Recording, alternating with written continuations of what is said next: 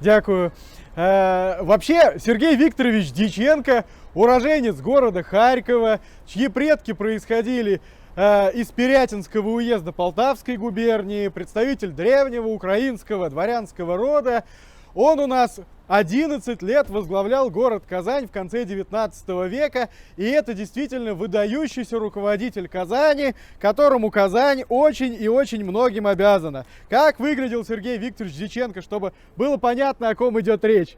Вот это его фотография, да? И вот он чуть постарше. Это Сергей Викторович Дьяченко, городской голова, как тогда называлась, должность мэра. И сегодня за 2 часа на этом комфортабельном автобусе мы проедем по основным местам, которые были связаны вот с его управленческой биографией. Ну а по пути я тоже буду рассказывать о его жизни.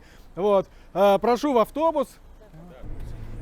Итак, мы отправляемся от Дома дружбы народов в сторону Казанского старого железнодорожного вокзала. Сергей Викторович Дьяченко родился 4 октября 1846 года. 18 октября по новому стилю получается. То есть вот когда-то вот в эти числа у нас 175-летие Сергея Викторовича Дьяченко, и наша экскурсия, в общем-то, к этой почти круглой дате приурочена. Родился он в городе Харькове, в семье инженера путей сообщения Виктора Антоновича Дьяченко. Но Виктор Антонович Дьяченко, он ведь вообще, хотя был по основной профессии инженер, он был достаточно плодовитый и успешный драматург, пьесы которого ставились и в Москве, и в Санкт-Петербурге, и, в общем-то, по всей России. Он, предположим, да, не входил там в топ-10 драматургов, такие как Островский, которые остались в веках, но для своего времени это был достаточно популярный автор сценариев популярных пьес, которые смотрели люди в театрах. Дедушка Сергея Викторовича Дьяченко, Антон Дьяченко, Антон Васильевич Дьяченко, он был в Харькове губернским прокурором, то есть в числе самых ключевых для губернии, для города деятелей, да, связан с юриспруденцией. Откуда вообще фамилия Дьяченки пошла? Исторически этот род назывался Чернорудые, дворянский род Чернорудые. Но прадед Антон Васильевич Дьяченко, он какое-то время, в период, когда Восточная Украина уже вошла в состав российского государства, он занимал в Москве должность думного дьяка. И его стали звать Чернорудый Дьячок. Ну а, соответственно, всех потомков Чернорудые Дьяченки, а потом вот это родовое старое имя, старая фамилия Чернорудые отвалилась, и остались Дьяченки. Сергей Викторович Дьяченко рос с детства в самой благоприятной среде. Отец его был театрал, поэтому он с детства видел театральную сцену, читал много литературы. К 11 годам уже вполне сносно говорил на немецком, на французском, на английском, и дальше только совершенствовался в языках. Языковая подготовка была нормой для дворянства дореволюционного. Сам начал заниматься драматургией в достаточно раннем возрасте, писать пьесы, и не оставлял этого занятия Сергей Викторович, по примеру отца, вплоть до уже зрелого возраста, когда он уже был крупным чиновником. Однако для карьеры, для работы он выбрал вполне такую респектабельную профессию. Он поступил на юридический факультет Харьковского университета, а Харьковский университет — это ровесник Казанского университета. Оба они основаны в 1804 году указом императора Александра I. И окончил Харьковский университет в 1869 году. И вообще, в принципе, собирался работать по судебной должности у себя в родном городе. Вот. Ни о какой Казани он знать не знал, где это такое на тот момент. Вот. Но так получилось, что вообще украинская земля талантами богата, и Харьков богат талантами, и у всех талантов были какие-то родственники, за них хлопотали, да, и, в общем, в родном городе для него просто места не нашлось. Это при том, что у него дед прокурор, да, вот. Настолько сильная была конкуренция в этом крупном очень центре за каждое место. Ну что ж, не пришлось сразу в родном городе начать карьеру. Сергей Викторович и его родня, они решили действовать эффективней через столицу. Молодой юрист поехал в Санкт-Петербург, там занял должность в суде, чтобы пройти выслугу времени определенного, да, и уже в дальнейшем обратно перевести к себе в Харьков. И действительно, уже в 1870 году, недолго он там побыл в Петербурге, хотя работал вполне успешно, писал фельетоны из судебных залов, достаточно интересные. Уже через год обнаружилось, что в Харькове открывается место товарища губернского прокурора. Товарищ, по старой терминологии, это заместитель. Казалось бы, да, жизнь удалась. Но так получилось, что нужно было официально получить согласие на перевод у его начальника по Санкт-Петербургу, вот, судьи. И этот судья, он, как говорится, заортачился. Он сказал, что это молодой специалист, хороший, но есть же много старших, более опытных специалистов. Давайте им дадим это место. И хотя вот Дьяченко собирался ехать в Петербург и работал там, да, именно ради того, чтобы получить должность у себя в родном городе, он в очередной раз пролетел с этой должностью. Он, конечно, был сильно расстроен, подавлен, и, добиваясь правды, он, в общем, пошел к начальству, а начальство ему предложило: ладно, не получилось у тебя получить должность в родном городе, открывается вакансия в ревизию в Поволжье. В конце 60-х, в начале 70-х годов 19 века была судебная реформа императора Александра II, когда создавалась по всей Российской империи стройная система судов. И должен был быть создан на все Поволжье Казанский судебный округ. И вот перед тем, как его создать, нужно было все уголовные, гражданские дела, все проверить надо было, привести в порядок, чтобы уже округ заработал как бы с чистого листа. Ну, деваться было некуда, да, в Харькове уже места нет.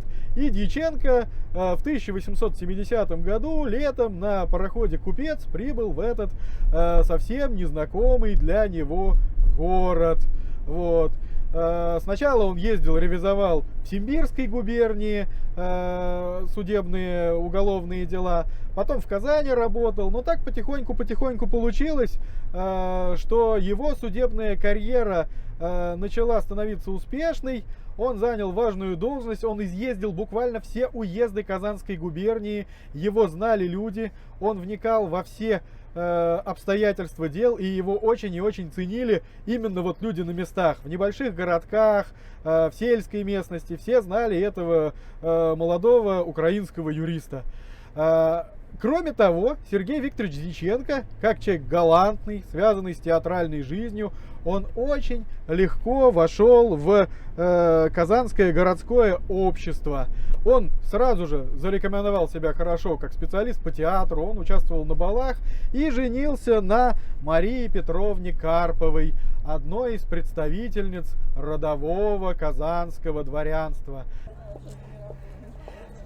Итак, мы с вами пришли к старому зданию Казанского городского вокзала совершенно не случайно, потому что и это здание, и сама вообще железная дорога в городе Казани, они обязаны своим появлением Сергею Викторовичу Дьяченко. В 1888 году Сергея Викторовича Дьяченко, после его многих достижений на посту по судебному ведомству, да, его избрали городским головой. Городской голова — это мэр города Казани. Так звучала эта должность. Причем за него проголосовало подавляющее большинство гласных или депутатов Казанской городской думы. И в числе первых же задач, которые взялся решать Сергей Викторович, он стал решать железнодорожный вопрос. Дело в том, что Россия во второй половине 19 века переживала железнодорожный бум. Железные дороги строились везде и повсюду. На этом зарабатывались колоссальные капиталы. Они меняли всю жизнь вокруг. Изначально предполагалось, что дорога, соединяющая центральную Россию и Сибирь, будет проходить через Нижний Новгород, потом Казань. Даже проект был уже утвержден в 1875 году. Но потом начинается русско-турецкая война, и уже не до постройки железной дороги. Время было упущено, а в 1884 году Дьяченко еще работает по судебному ведомству, ездит по уездам, да, в это время он пока не может решать железнодорожный вопрос. В 1884 году побеждает другой проект, когда дорога идет через Самару на Уфу, в обход Казани, а дальше на Златоуст и в Сибирь. И Казань у нас оказывается в пролете. А это очень ответственный и очень важный момент. Дело в том, что от железной дороги зависел расцвет каждого города. Есть в городе железная дорога, значит город живет. Нет железной дороги, значит он потихонечку приходит в упадок. Пример. Сейчас столица Сибири. Что у нас? Город Новосибирск, индустриальный центр, академгородок. В 19 веке не было Новосибирска. Когда построили железную дорогу и мост, появилась вот станция Новониколаевск, которая потом разрослась в мегаполис Новосибирск. Главным городом Сибири был Томск. А он остался в сторонке от железной дороги, и он потерял свои первые лидирующие позиции. То же самое произошло в Поволжье. Главные, самые богатые, самые влиятельные города какие были? Казань, Нижний Новгород. Самара была намного меньше, но поскольку через Самару прошла железная дорога, она начала, Самара, расти как на дрожжах. И все в Казани прекрасно понимали, что нужно с этой ситуацией что-то делать. Пускай хоть будет тупиковая веточка, но до Казани пусть идет железная дорога. И Сергей Викторович Дьяченко, как только избрался городским головой, мэром Казани, он сразу же принялся за решение железнодорожного вопроса. Он поехал в Санкт-Петербург и провел там буквально целых 5 месяцев, обивая самые разные пороги, включая все мыслимые и немыслимые свои казанские связи. Изначально он поехал на прием к императрице, супруге Александра III. Император в это время у нас всероссийский, вот Александр III. Так он выглядел. Он поехал к императрице как попечитель женской гимназии Ксениинской в Казани. Потому что о железной дороге вообще никто не ждал, что он будет говорить. Он искал поводов, чтобы завести этот разговор. Он купил шикарный букет по астрономически, по тем временам, сумме 50 рублей. Это очень много. Вот. Пришел на прием к императрице. Императрица, как ни странно, выслушала его. И вот он говорит, как бы попасть к государю? Как прискорбно, что не могу я. Ведь у меня такой хороший проект. Он подумал, что уже императрица сейчас направит его. Ну вот, зайдите тогда. Она говорит, да, жаль, жаль, жаль. И ушла. Сергей Викторович через год вернулся потом к этой же теме. Казанский архиерей Павел Лебедев был связан с оберпрокурором Святейшего Синода, влиятельнейший политик, серый кардинал тогдашней политики, Победоносцев. Через архиерея он... через Победоносцева тоже постарался попасть на прием к императору, но изначально вообще ему сказали ни слова о железной дороге. Но так получилось, что император его выслушал и даже про железную дорогу, что в Казани она нужна, очень-очень уделил внимание вот этому обращению Дьяченко.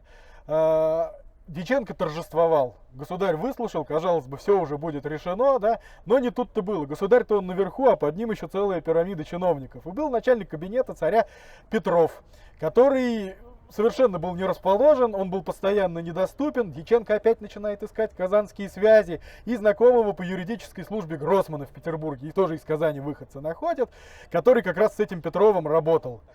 Каким-то чудом удалось там найти буквально час на разговор с этим чиновником. Дьяченко попал к нему, Петров его принял неучтиво, говорил, что железная дорога вам не нужна, у вас и так там рек полно, да. И Дьяченко уже опять впал в уныние, ушел к себе в гостиницу, да, но опять чудо. Петров внезапно на следующем заседании городского железнодорожного комитета он выступает в поддержку Казанской дороги. Видимо, что-то передумал в процессе, да? И опять Дьяченко торжествует, все, казалось бы, решено, вот. Но ответа все так и нет. Он живет в Петербурге, проходят недели, где же решение? Тогда Сергей Викторович Дьяченко решает включить опять-таки свои казанские связи. Он знает, что Александр III любит ездить верхом. И обычно его сопровождает в этих поездках генерал Черевин, на которого он вышел через своих казанских знакомых. И Дьяченко вспомнил, что на Всероссийской научно-промышленной выставке, которая прошла в Казани в 1890 году, татарский купец Сайдашев выставил седло, на котором ездил сам, очень оригинальной конструкции, ну прям удобное и не заметить невозможно это седло. Тогда он пишет в Казань Сайдашеву, привезите мне вот это седло. и преподносит это седло в дар вот этому генералу Черевину. И в следующий раз, когда царь, а рядом с ним этот генерал, едут верхом, да, общаются между собой, царь так обращает внимание: о, какое хорошее седло интересное, откуда оно у вас? А это татарское седло из Казани, городской голова Дьяченко мне подарил. Так, стоп, он что, еще в Петербурге до сих пор? Да, конечно, все железной дорогой своей занимается. Так, Александр III подумал, улыбнулся и сказал: ну что ж, передайте Дьяченко, что его вопрос в скором времени получит положительное разрешение, и он может спокойно уже уехать к себе домой. То есть это был такой намек, послан императору. Но сколько нервов это стоило городскому голове, сложно сейчас уже представить. Как только утверждение царское этого проекта было получено, так началось строительство. Уже в 1893 году железная дорога от Рязани была дотянута до Свияжска. Правда, Сергею Викторовичу еще пришлось понервничать. Концессионеры, которые выполняли стройку, они говорили: давайте мы доведем до Малого Игумного, Кировский район нынешний, да, а уже потом там как-нибудь сами разберетесь, да. Дьяченко нашел 300 тысяч рублей, тоже крупная сумма, чтобы довести как раз до центра города железную дорогу. Вот, он добился этого. И в 1894 году в Казань уже вот сюда пришла железная дорога, а в 1896 году по проекту выдающегося нашего казанского архитектора Генриха Бернардовича Руша было построено вот это красивое красное здание железнодорожного вокзала. При постройке здания были снесены трущобы, злачные места, которые вот в этом неблагополучном окраине, в этой неблагополучной окраине Казани, ну, в общем, создавали не очень хорошую социальную атмосферу. Здесь сразу криминогенная активность упала вниз, да, Дьяченко, он сразу одним ударом двух зайцев и железную дорогу провел, и с преступностью решил многие вопросы. Вот, и с тех пор у нас в Казани есть железная дорога. Конечно, пока не было моста через Волгу, эта железная дорога, она работала, ну как сказать, хорошо работала, но не вполне, да. Только в 1913 году уже был построен Романовский мост, и поезда проезжали без всякого паромного переправы, да, до Казани, без всякой. Вот. И прямое сообщение потом с Екатеринбургом откроется. Но вот основа была заложена Дьяченко. И не случайно через год после смерти Дьяченко в 1908 году площадь перед зданием вокзала назвали площадь имени Дьяченко и разбили здесь сад имени Дьяченко. Это название не прижилось, оно было забыто, но вот мы с помощью нашей сегодняшней экскурсии и это название в том числе, я надеюсь, вспомнили и актуализировали. Сергей Викторович Дьяченко спас Казань от упадка, к которому она была обречена по причине отсутствия железнодорожного сообщения. Ну ладно, хорошо, да, вот нормально. Итак, Сергей Викторович Дьяченко, конечно же, он реализовал такой самый масштабный инфраструктурный проект, да, в истории Казани, провел железную дорогу к нам. Но это, конечно, не единственное его достижение. Вообще, до того, как уехать в Петербург, обивать пороги, да, высших сановников Российской империи, Сергей Викторович Дьяченко сделал очень важную работу для Казани. В 19 веке, когда у нас водопровод, скажем, уже был, а канализации не было, город страдал от нечистоты. То есть нужно было убираться, следить за порядком, но делали это далеко не все. Около многих домов образовывались свалки, улицы просто не подметались, весной и осенью стояла грязь, летом пыль, зимой снег, который было невозможно пройти. Многие, зачастую домовладельцы, говорили: ну это ж моя частная территория, придомовая территория, я же здесь живу, какая разница, как будет. Сергей Викторович Дьяченко первым решением своим, он организовал специальную службу уборки городских улиц, санитарный обоз. И этот санитарный обоз, оснащенный и телегами для вывоза мусора, и телегами с бочками с водой, да, чтобы полив осуществлять, он сделал практически невозможным для домовладельцев уклоняться вот от уборки территорий. То есть, получается, если сам не можешь убираться, заплати немножечко этому обозу, он приедет, уберется. Да? Это вот люди специально нанятые. А если ты развел около своего дома грязь, и на тебя уже подали в суд соседи, или муниципальная власть, да, то уже по суду за свой счет тоже все равно будешь должен убрать территорию. И таким образом был сделан поворот в коммунальном хозяйстве, в благоустройстве городских улиц стало намного чище. Дьяченко заботился о том, чтобы город был не только экономически успешный за счет железной дороги, но и благоустроенный, чистый. И вот сейчас мы делаем поворот в сторону Казанского Кремля. И сейчас мы с вами поедем вокруг Казанского Кремля мимо большой дамбы, которая называется сейчас Кремлевская. В советское время называлась она Ленинская, а до революции называлась Кизическая или Хижицкая дамба. Почему это так дамба называлась? Потому что вела она к Кизическому монастырю. И вот как раз вот эта дамба, которая сейчас главная связь между двумя сторонами нашего города, да, с одной стороны Казанки и с другой стороны Казанки, была тоже заслугой Сергея Викторовича Дьяченко. Исторически дамба через Казанку и в направлении вот заречных районов она была одна, это Адмиралтейская дамба. Казанка в то время проходила немножко иначе. Зелантов монастырь был на одном берегу с нами, да, вот, и Адмиралтейская слобода. Но она была отделена от центра все равно заболоченными низменными территориями. И еще в 40-е годы 19 века там построили вот нынешнюю Кировскую дамбу. Тогда она называлась Адмиралтейская. Однако оставался еще целый ряд районов, слобод города Казани, окраинных, которые вообще не были никак связаны с центром города. Это Козья Слобода, район, который мы прекрасно знаем по станции метро. Это Слобода Гривка и Кизическая Слобода. То, что сейчас, в общем-то, является московским районом города Казани. И отрезанность этих слобод от Казани, особенно в период весеннего половодья, когда Казанка разливалась, она была действительно катастрофической. С северной территории подъезжали крестьяне, да, с провиантом для Казани, с какими-то товарами. Во время половодья, разлива Казанки, они не могли преодолеть реку, да, и эти подводы с продуктами, они стояли, да, и продукты портились. Если, не дай бог, случался где-нибудь в Гривке или в Кизической Слободе пожар, все пожарные части находились не в той стороне, и добраться они туда не могли, да, то есть дома горели. Поэтому Сергей Викторович Дьяченко сразу же начал изыскивать возможность соединить вот эту часть города с центром. И такая возможность нашлась в самом начале 1890-х годов, когда был крупный недород, неурожай в Казанской губернии. И многие крестьяне в поисках куска хлеба отправлялись в город Казань.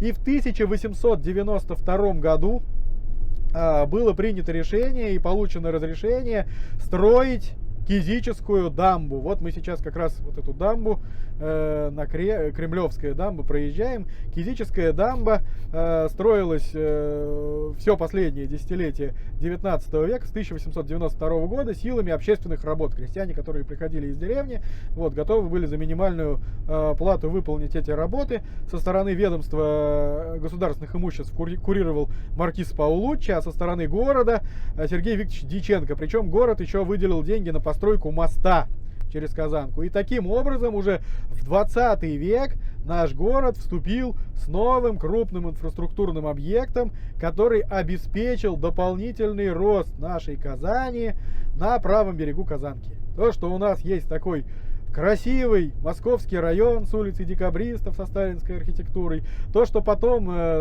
весь 20 век рос на чистом поле нынешний Новосавиновский район, это все тоже заслуга Сергея Викторовича Дьяченко. Хижицкая, Кизическая дамба, впоследствии Ленинская, а ныне Кремлевская дамба.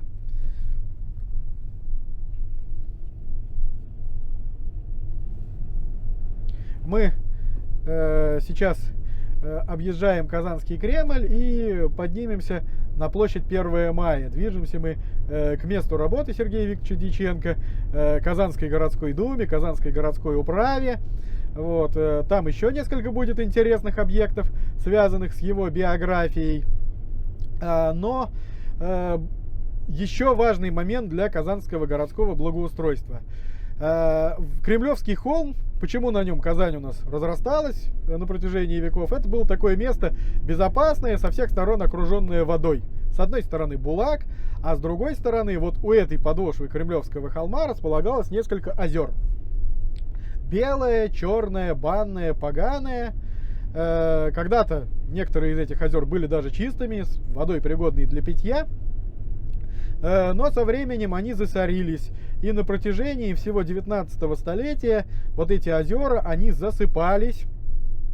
Вот. И сейчас мы прекрасно знаем, что у нас есть такой уютный, хороший парк Черное озеро, да, в Казани.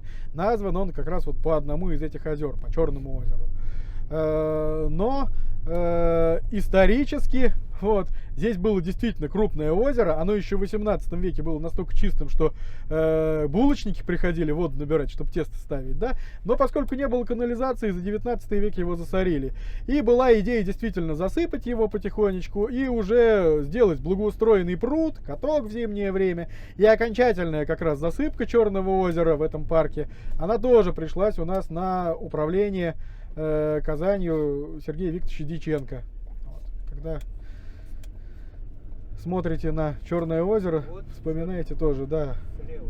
Черное озеро с левой стороны от нас. Вот сейчас это пруд, а в прошлом настоящее озеро, которое засорилось из-за сточных вод, из-за того, что таяние снега грязного, да, происходило. То есть оно летом издавало не очень приятный запах, и этот водоем, конечно, очистить пытались. Честно, казанская городская власть несколько раз пыталась очистить.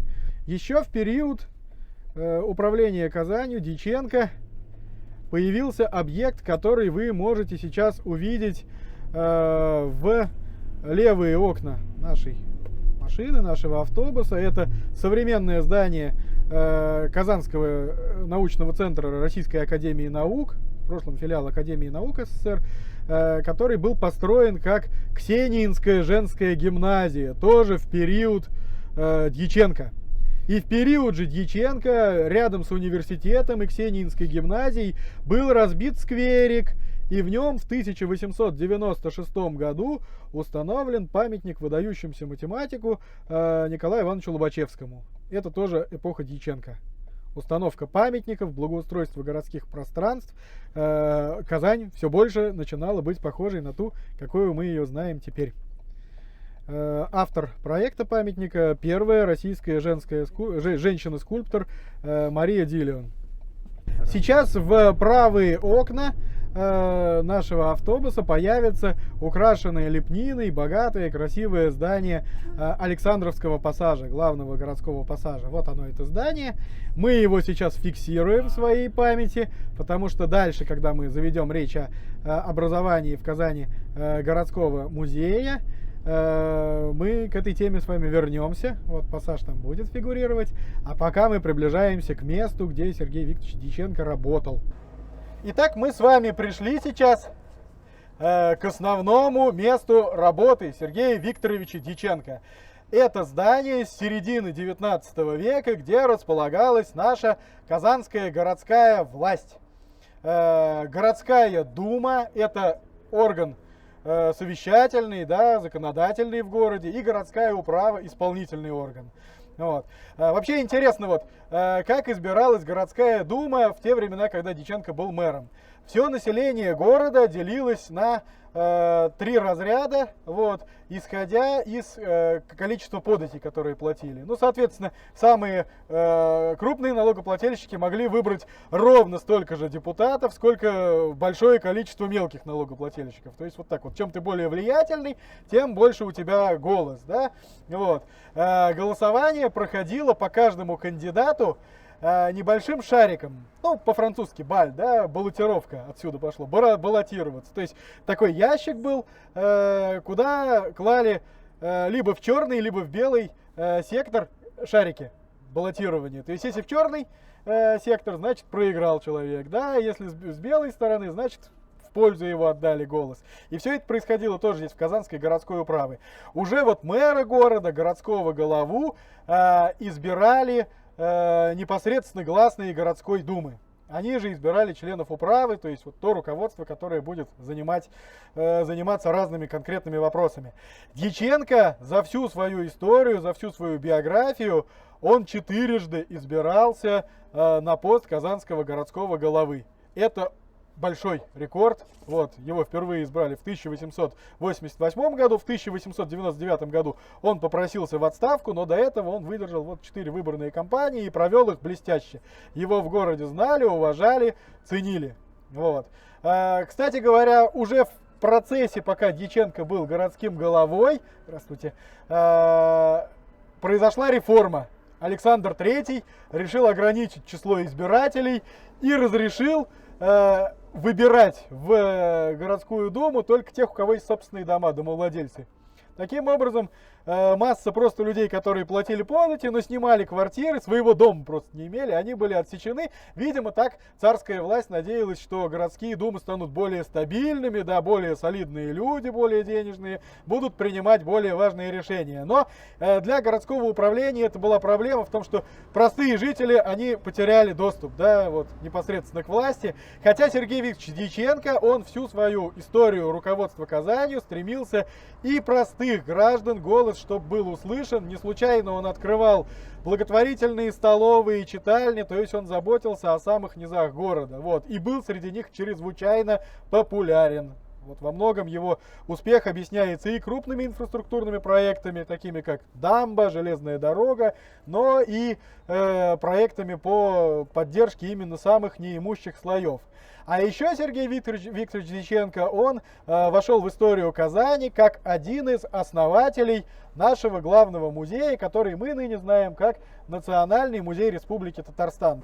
Смотрите, вот это большое красивое здание, исторически, что это такое? Наверное, многие из здесь присутствующих знают. Это гостиный двор, место, где шла городская торговля. Причем в этом здании, в главном корпусе гостиного двора, торговали, конечно, самые состоятельные купцы. Дальше тут еще огромная территория была. Был рынок Толчок, где все на улице торговали без крыши, да, или в каких-нибудь ларьках. А здесь уже магазины получше были. Вот. Но в 19 столетии потихонечку городская наша торговля, она эволюционировала, развивалась. Появлялись современные магазины, как продовольственные, так и промтоварные, да. Вот. В начале 80-х годов 19 века был открыт Пассаж уже с современными магазинами. И гостиный двор, он оставался как бы таким большим рынком по-прежнему, да, с достаточно простыми суровыми нравами. Вот. И при Дьяченко часть гостиного двора была отдана под городской музей. Как вообще происходило формирование вот городского музея в Казани? В 1890 году в Казани прошла Всероссийская научно-промышленная выставка. Вот, где были представлены со всего Поволжья промышленные товары, народные промыслы, всякие диковинки, чучела животных, которые обитают в регионе. То есть была цель показать, что такое Поволжье, Казанский край в составе Российской империи.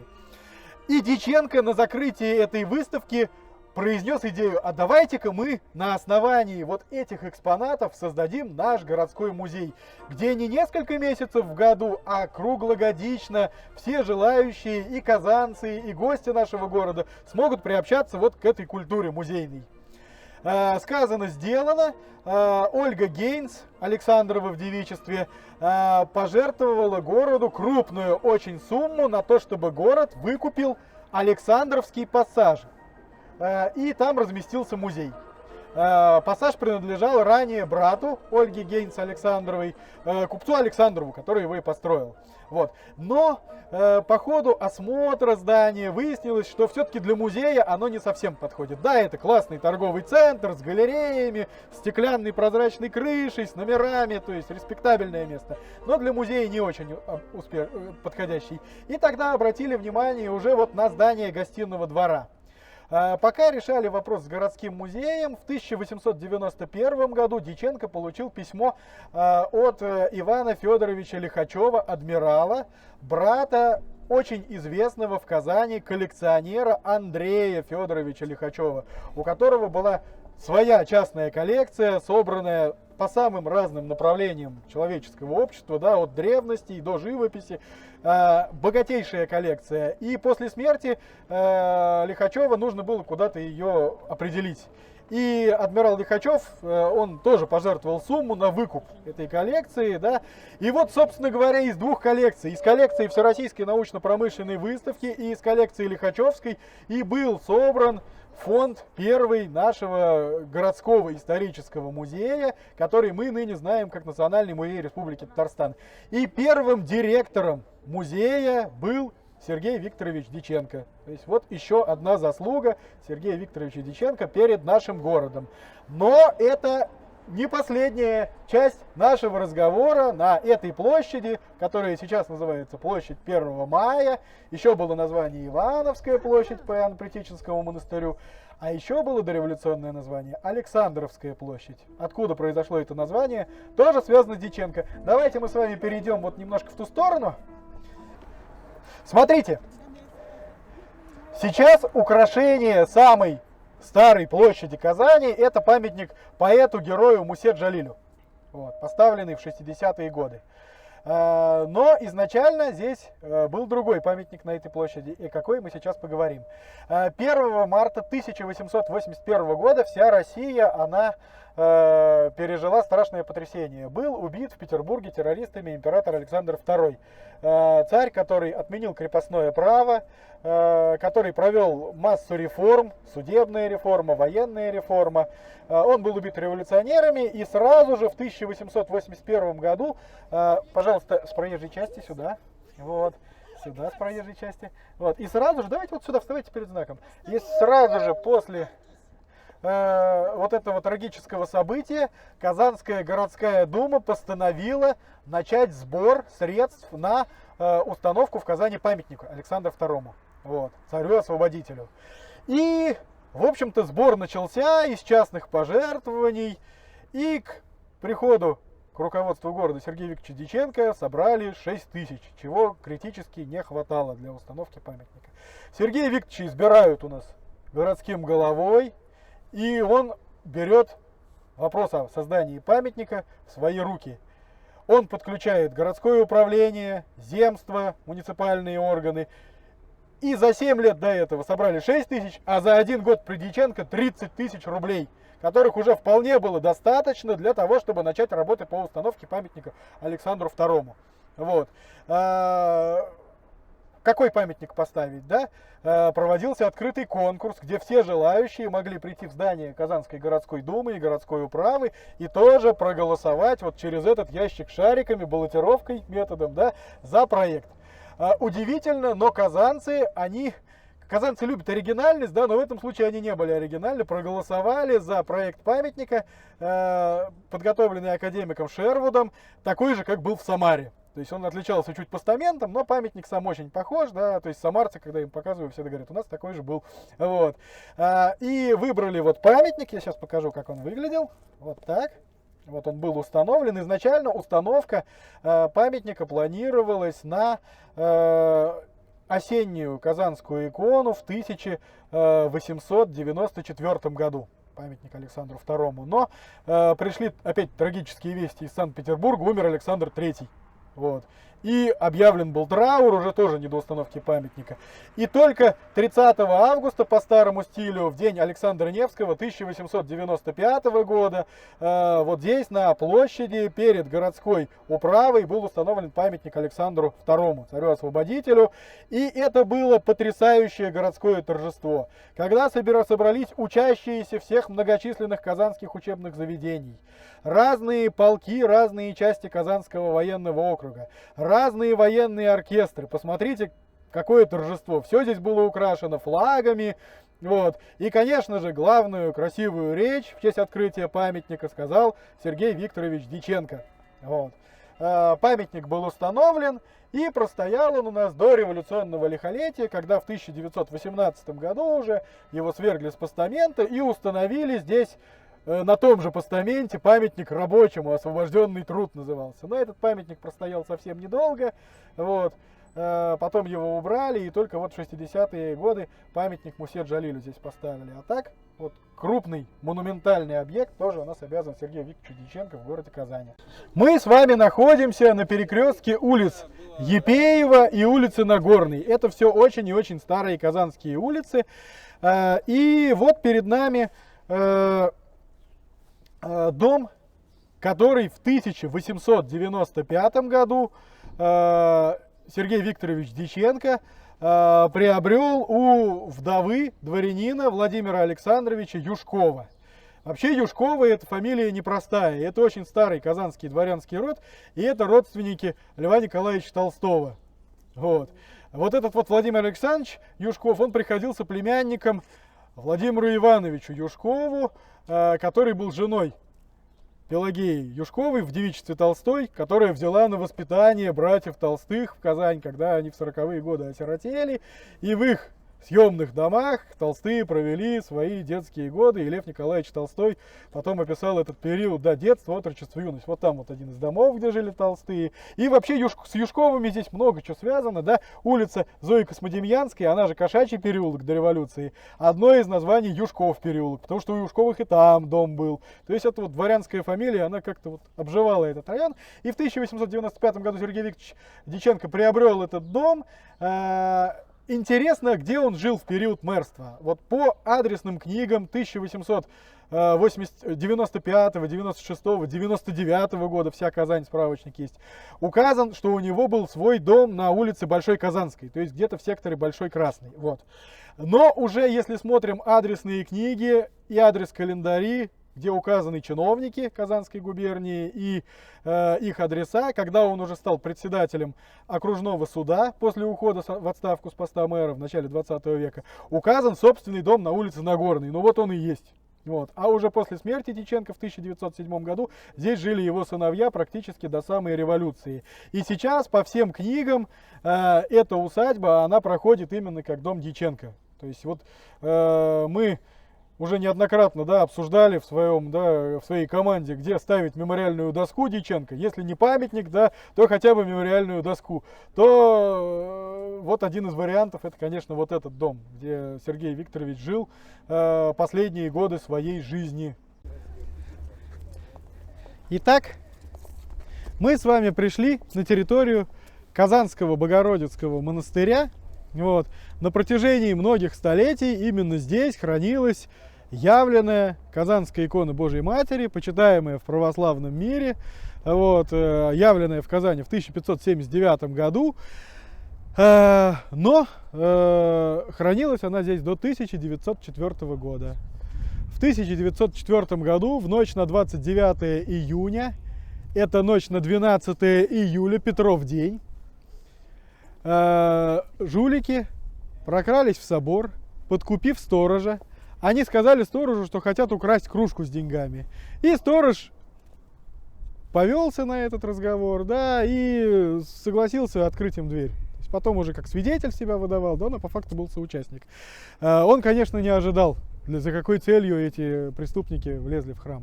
Они зашли и забрали из храма чудотворную Казанскую икону Божией Матери. Причем, почему они выбрали именно этот день? Накануне был Петров день, сестры готовились к службе, была долгая всеночная.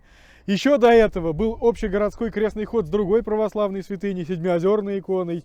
В городе было огромное количество паломников, но все служащие, они были просто уже вымотанные, уставшие. Их можно было брать голенькими, тепленькими, да. Вот, никто уже не следил, да, что происходит. Вот. Икона была похищена, дальше началось следствие, и выявилась страшная картина, что на окраине города, на углу Кирпично-Заводской улицы, это там, где сейчас улица Хади-Атласи, улица Вишневского, не имея возможности реализовать святыню, потому что ее бы опознали, да, и даже драгоценный оклад невозможно было просто так продать, чтобы его не опознали. Преступники распилили драгоценный оклад Казанской иконы, а саму икону сожгли в печке. И как она во время пожара явилась, так и сгорела в печи на тогдашней окраине Казани. Это было просто потрясение, ну, для всей православной Казани, для всей православной Руси на тот момент. В ноябре 1904 года, после того, как банда была выловлена, был выловлен Чайкин, Стоян, да, который командовал всей этой бандой, его подельники, Максимов, ювелир, который помогал им в похищении иконы, сторожа тоже вот этого монастырского арестовали. Начался суд над преступниками, и Сергей Викторович Дьяченко в это время занимал пост председателя Казанского окружного суда, и он председательствовал на этом суде. Таким образом, Сергей Викторович Дьяченко у нас вошел не только в историю Казани, но и в историю Русской Православной Церкви, да, как ведущий суда по вот этому очень важному делу. И участие Сергея Викторовича, оно действительно может вот попасть в хрестоматию юриспруденции. Дело в том, что когда суд начался, огромному прессингу со стороны общества подвергались защитники, адвокаты, которые были у преступников. То есть про них писали статьи в газетах нехорошие. И вот накануне вот этого заседания, да, первого, Сергей Викторович Дьяченко, он произнес блистательную речь о роли защиты на суде, которая по праву может считаться, ну, прям вот речью, которая действительно отражает суть работы адвоката и которая может быть увековечена наряду с выступлениями блестящих юристов дореволюционных Кони, Плевака. Что сказал Сергей Викторович Дьяченко? Закон представляет и самым тяжким преступникам иметь защитников. Какое бы гнусное и возмутительное обвинение не тяготело над подсудимым, закон вменяет суду в обязанность дать ему защитника и горе-защите, который отказывается от исполнения этой тяжелой, но священной задачи. Представить суду те данные, которые могут повлиять на смягчение участи подсудимого. В условиях жизни подсудимого, воспитания, в обстановке защитник должен тщательно искать все, что может быть истолковано в его пользу, и предоставить их суду. Вот. И таким образом Дьяченко с адвокатов, которые, ну, должны были выполнять свою работу, он снял с них вот этот прессинг общественный. Да? После его речи уже никто не смог ни слова против них сказать. Это люди, которые защищали, да, пускай отъявленных мерзавцев, но они выполняли свою работу. И по результатам суда, несмотря на всю защиту, конечно же, суд обвинил и похитителей иконы Варфоломея Стояна, и его подельников, дал им достаточно большие сроки, от 10 лет, хотя монастырский сторож, он, например, был оправдан, да, по этому суду, как человек, который не знал, к чему приведет вот эта его халатность, да, преступная, присяжными. Сроки они получили, и вот Сергей Викторович Дьяченко, это, пожалуй, вот его последний такой вот вклад в казанскую историю, это председательство на этом трагическом ответственном суде по похищению иконы. Карл Федорович Фукс, выдающийся казанский немец.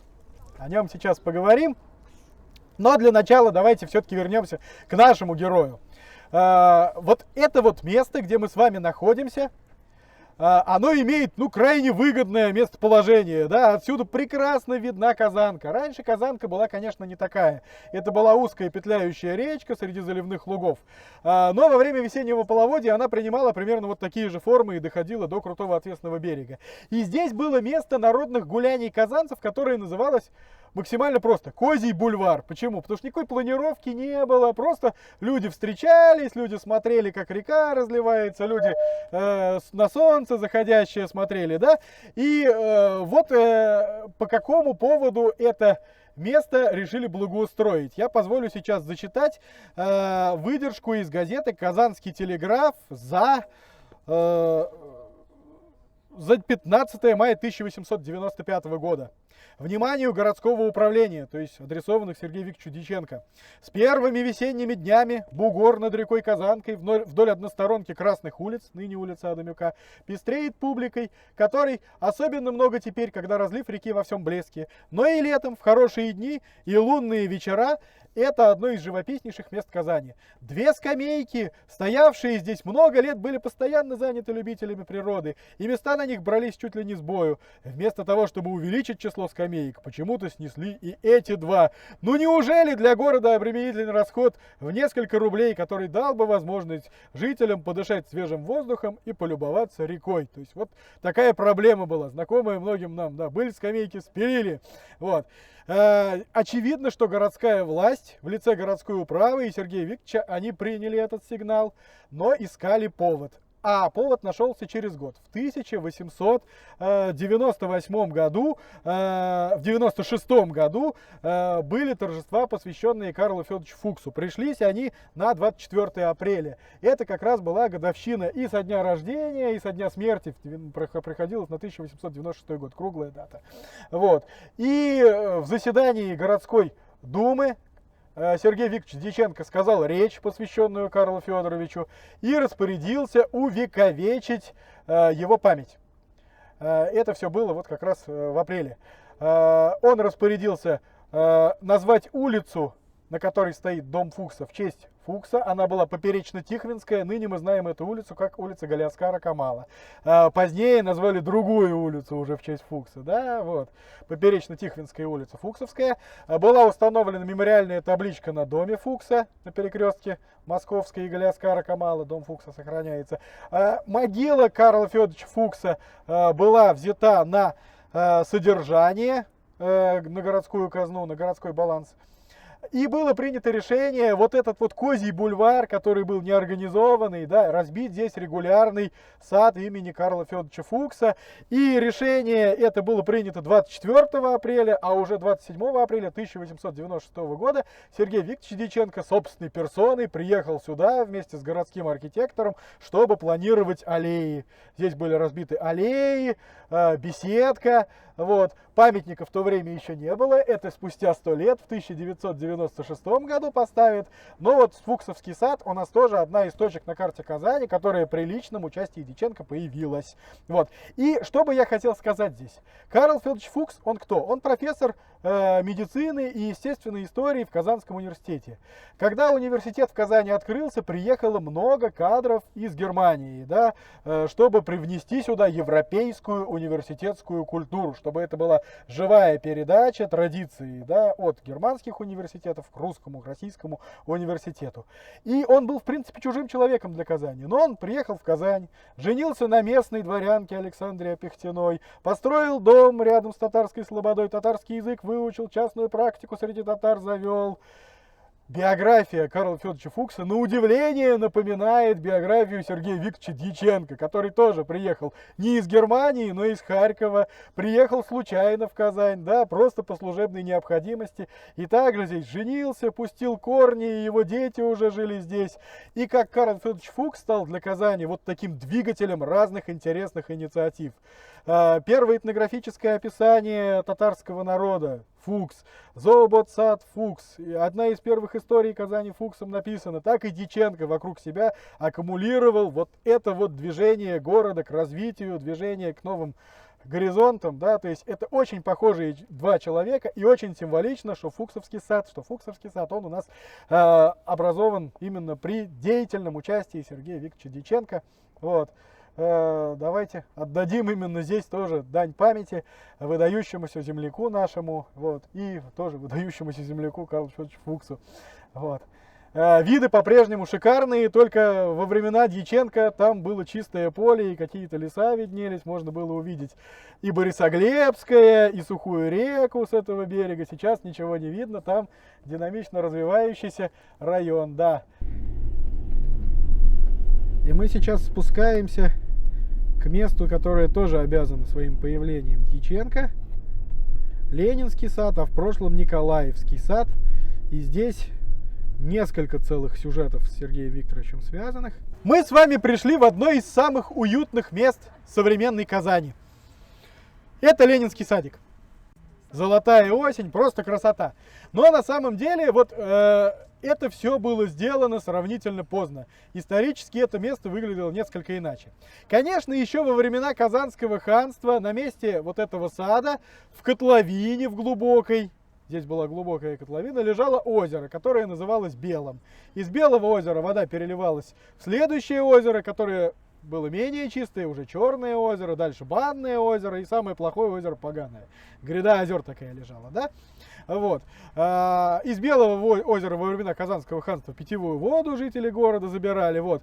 Но потом в 18 веке и в первой половине 19 столетия здесь были построены кузнечные ряды. То есть собрали все городские кузницы, потому что, по сути, здесь был край города, Арская дорога начиналась, многие лошадей подковывать приезжали, да, ну и кузницы в центре города держать опасно, да, поэтому с краешку сосредоточили их, и здесь сутки напролет все стучало, все горело, все дымело. Вдоль кузнечного ряда шли заведения питейные, богадельни и психиатрическая больница, дом умалишенных, как тогда назывался. То есть никакой романтики, никакого вот этого леса тут не было в начале 19 века. Тут вот Виктору Гюго понравилось бы, если бы он приехал, да, в Казань того времени. Вот. И что произошло дальше? В 1842 году произошел пожар крупный, который весь город испепелил, и уже пришла городской власти идея, что надо кузницы убрать из центра, да, вот так сосредоточенные, потому что это пожароопасно. И здесь разбили площадь, которую назвали в честь Николая I, Николаевской, но она тоже была совершенно не похожа вот на этот сад. Это была ровная, плоская, выровненная площадь, которая использовалась для того, чтобы здесь смотры войск производить. Ну, а во время Масленицы ярмарки были, да, овощной рынок здесь был, образовалась так называемая Николаевская площадь. И так бы она и была ровной площадью. На периферии, там, видите, да, церковь Воскресения, там сейчас химический факультет здания, да, находится. Вот. Так бы и была эта площадь ровной, если бы не началась кипучая деятельность кого? Сергея Викторовича Дьяченко. Вот. В 1890 году именно Николаевская площадь была выбрана для проведения научно-промышленной выставки, всероссийской научно-промышленной выставки. Выставки проводились, начиная с Лондона, да, во многих европейских столицах. Это такой тренд 19 столетия. Собрать все передовые промышленные достижения, собрать диковинки и показывать людям, да. Вот. И Казань провела эту выставку как крупный университетский центр. Выставка работала с мая по сентябрь 1890 года. Председатель выставочного комитета был Дьяченко. Вот. Всего выставку посетили по разным оценкам от 50 до 100 тысяч человек. Что там было представлено? Промышленные изделия всех заводов, какие есть. Народные костюмы всех народов, какие есть в Поволжье. Чучело животных. Сельскохозяйственные инструменты, ну, в общем, все, что связано было с Поволжьем. И главное, что патроном этой выставки был наследник престола Николай Александрович, будущий Николай II, и были обеспечены крайне высокие и важные гости. Это обер-прокурор Святейшего Синода, Победоносцев Константин Петрович, серый кардинал тогдашней политики, который писал Александру Третьему: не знаю, ждать ли нам наследника или не ждать, обрадовать местное общество. Ждали, что сам наследник престола приедет. Был министр финансов Российской империи Вышнеградский, гостем этой выставки.